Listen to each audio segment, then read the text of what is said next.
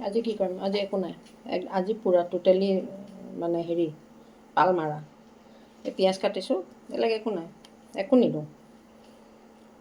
তাৰপিছত এই মাংস দেই, মাংস ধুই থৈছোঁ আৰু পিঁয়াজ কাটিছোঁ। তাৰপিছত বনাই উঠি তাৰ ৰং চাব লাগিব বনোৱাৰ পিছত কি হয়। একো নিদিওঁ, আদা নহৰু একো নিদিওঁ, মই চাওঁ আজি। বনাই আছোঁ, কোনো আদা নহৰু নাই, অকল পিঁয়াজ আৰু মছলা।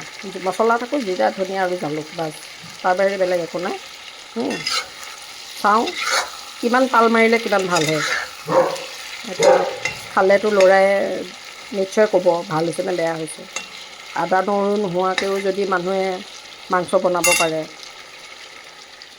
তাতকৈ বাহাদুৰি বেলেগ একো নাই। চাওঁ, আদা নহৰু নিদিয়াকৈ অকল পিঁয়াজ আৰু জিৰা ধনিয়া জালুক দি বনাইছোঁ।